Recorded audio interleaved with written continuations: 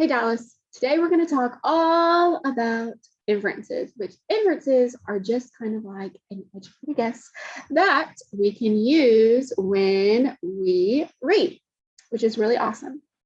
So suppose we are in our class and we are using our computers. I noticed that one of the computers has a broken screen. How do you think I'd feel? Probably sad and mad, right? So I call everyone together and I ask them, who did that? And out of the corner of your eyes, you see one friend is crying in the back. What can you infer? Well, I can tell that the student probably felt bad and started crying, right? So I'm guessing that that student was probably the one who broke the computer screen, but they just didn't want to tell me. They feel bad about it. So either they broke the screen or maybe even they know who broke the screen on the computer. That is making an inference. Now, today, I'm going to give you a short passage, and together we are going to make inferences about its main character, Jake. You want to give it a shot? All right.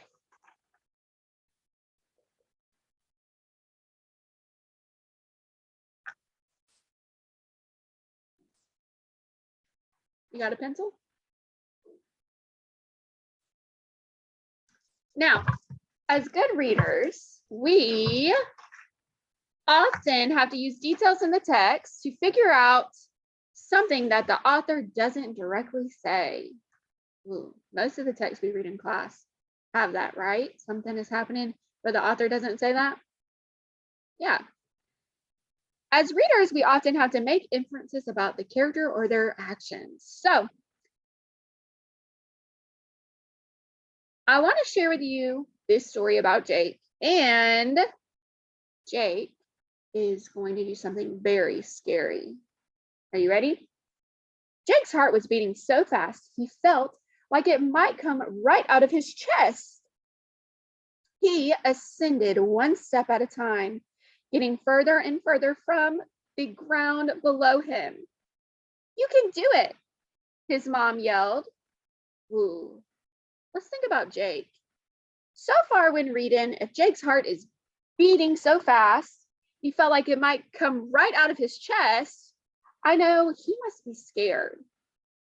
And it says that he keeps going further and further from the ground. So he must be doing what? What do you think he's doing?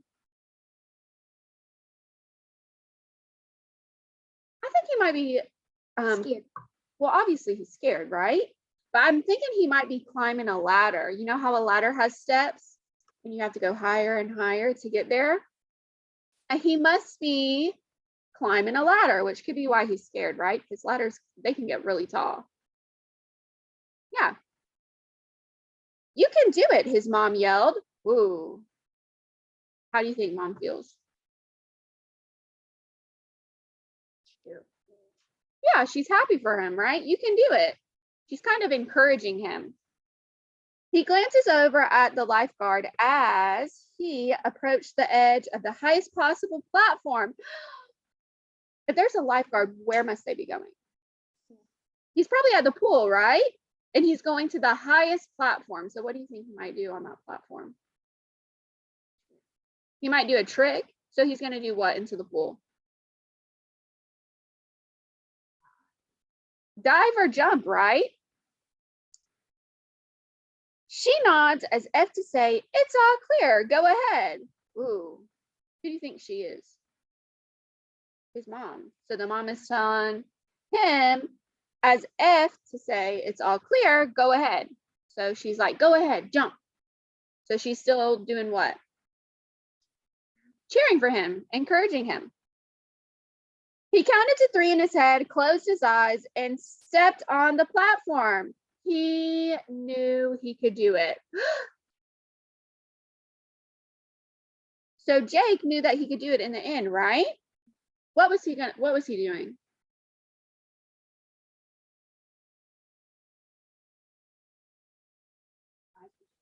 Yeah, he's about to dive into the pool. So let's look at number 1. It says, use what you know about life compared with the rules in a text to make an inference. Where was Jake? What was Drake trying to accomplish? And fill in the puzzle piece. So the first puzzle says clues in a text plus what I know equals inference. So when you make an inference, you have to use what you know, your background knowledge in your brain. Remember, your brain is like a filing cabinet and it stores everything you've ever done so that you can make inferences. It's your background knowledge, what you know. And then you have to use clues in the text to make an inference. So let's think about the clues in the text and what we know to make our inference. What was our inference? That Jake was going to do what? Yep, let's write it down. Jake's going to dive into the pool.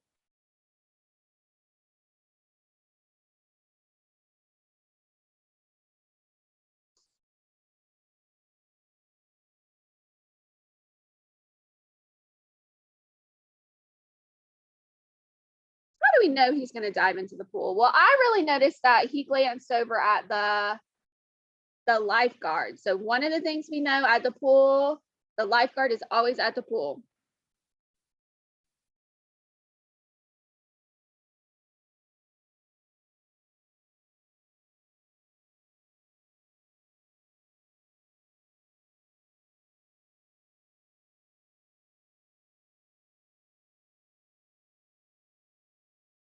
What other clues did we have that he was at the pool?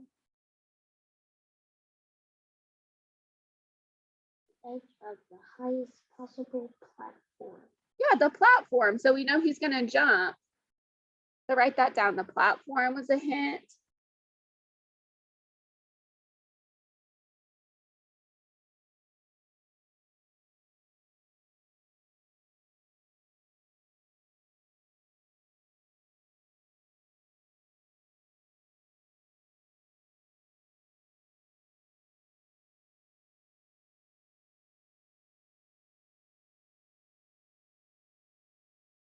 Now, one thing we didn't really talk about was how Jake was feeling. How do you think he was feeling? He was scared. How do we know he was scared?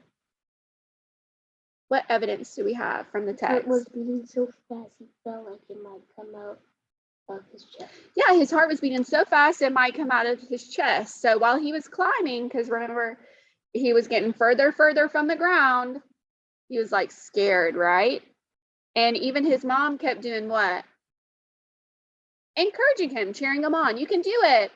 It's all clear. Go ahead. So she's like pushing him to jump, even though he's probably scared inside, right? So our overall inference would be what? That Jake is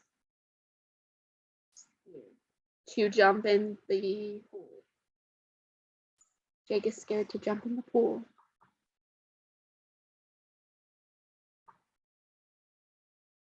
That was what he was trying to accomplish.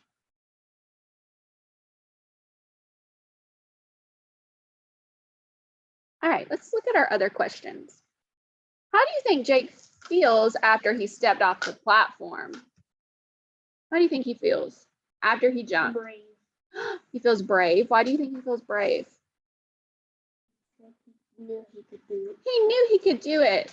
So in the end, he knew he was confident in himself. He was just scared because he was probably so what? So high. Perfect. So let's write that down. Jake feels confident after stepping off the platform because he tells us he knew he could do it.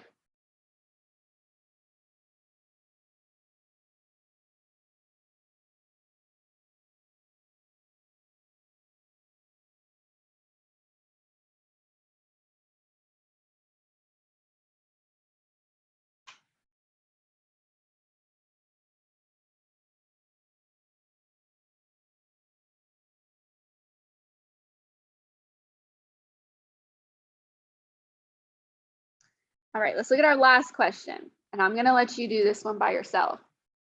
Write one more clue that could have been included in this scenario to help the reader understand what is happening. So what would you add to this story to let your reader know that Jake was at the swimming pool and he was going to jump off but was scared?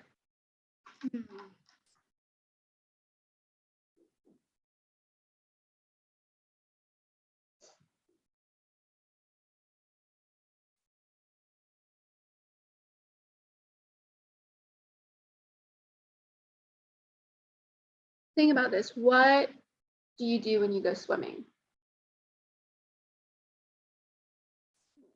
You swim, right? But you have to have the right attire to go swimming. You have to have your swimsuit, right? And you have to have a towel. Miss Vidal likes to wear her flip-flops. He walked in with the towel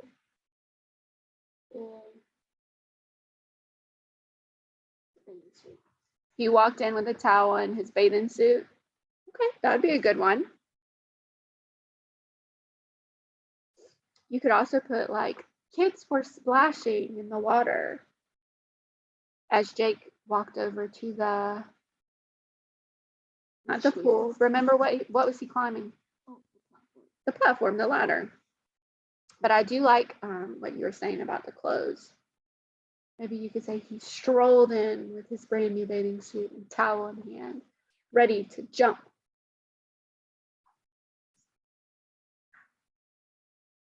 The platform.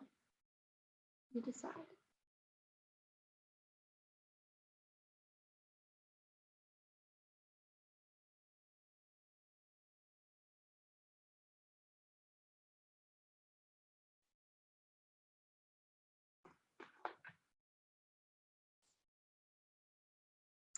All right.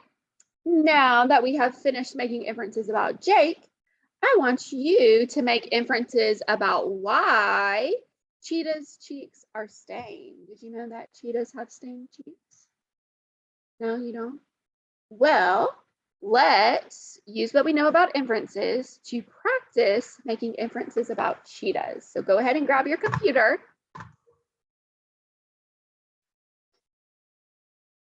All right. And then start answering questions, please, ma'am.